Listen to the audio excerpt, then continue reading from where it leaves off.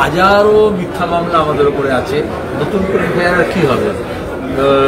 বোঝার উপরে শাকের আটকে হতে পারে, কিন্তু মুদ্রা কথা হচ্ছে নির্যাতিত অপরাধী নয়, অপরাধ তার পেছনে হয়েছে। কিন্তু যারা অপরাধ জগৎ যখন আস্কারা পায় আর অপরাধীরা যখন মন্ত্রী হয়ে যায়, এমএলএ হয়ে যায়, সরকার চালায়, আর পুলিশ যখন তাদের ওই কথা শুনে চলে, তখন এই ধরনের তাদেরকে দিয়ে এফআইআর করানো হয়। তুমি জানো তিস্তা শীতলবাদ যখন গুজরাট দাঙ্গার পরে বেস্ট বেকারি জাহিরা শেখের মামলা নিয়ে লড়ছিল, তখন বিজেপি তাকে ক্ষতিপূরণ দিয়ে হোক, টাকা দিয়ে হোক, লোভ দেখিয়ে হোক, ভয় দেখিয়ে হোক, তা জাহিরা শেখকে দিয়ে তিস্তা শীতলবাদের নামে কেস করলো, তাকে অপরাধী সাজানো হলো। এখানে একই ব্লুপ্রিন্ট, একই আরএসএস এর কায়দা। মব লিঞ্চিং হলেই বুঝতে হবে যে ওটা পেজটা এসছে আরএসএস এর বই থেকে, তাহলে মব লিঞ্চিং হয় না। এই চোপড়ায় গরুর চুরি দাঙ্গা দিয়ে 3 জনকে মব লিঞ্চিং করা ছিল 2017-তে, তখন আমি ওখানে গিয়েছিলাম।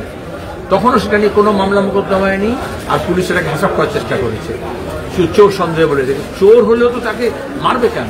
আর এখানে যেটা হয়েছে, ওই মহিলার কেউ পরিচয় জানতো না, পুলিশে এফআইআর করে দিয়ে তাকে দিয়ে, বা ওই তৃণমূলের গুন্ডারা ওকে দিয়ে এফআইআর করিয়ে বাধ্য করিয়ে ওর নামটা কিন্তু সর্বশেষ ওকে নিয়ে এলো। আমি ওই জন্য তো এফআইআর কপিটা বাইরে আনছি না, কিন্তু তাদের তো ওর পরিচয় দেওয়া আছে।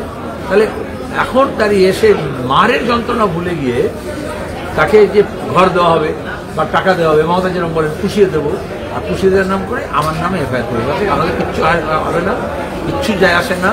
এরকম ওই ইসলামপুর পুলিশ ডিসিতে আমার নামে অনেকগুলো মামলা মোকদ্দমা করা হয়েছে।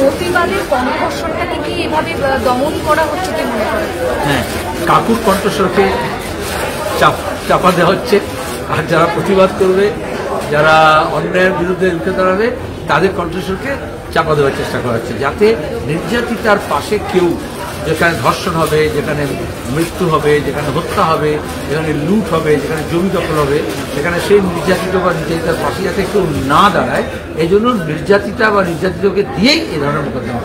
ভাঙড়ের যে ঘটনা, চোর সন্দেহ গণপিটুনি, পুলিশ স্টেশন থেকে একবার অনতি দূরে, মাত্র 500 মিটারের দূরত্বে। এই যে খবর যখন বলে না, তুমি মেন লাইন মিডিয়ার মতো এরকম থাম্বনেল নিও না, চোর সন্দেহ ধরুন, আসলে যত গণপিটুনি হয় কোনো একটা অজুহাত দাঁড় করানো হয়, কিন্তু আসলে তো ব্যাপারটা হচ্ছে, আমি তো পার্লামেন্টে বলেছিলাম, এটা মব লিঞ্চিং এর বিরুদ্ধে।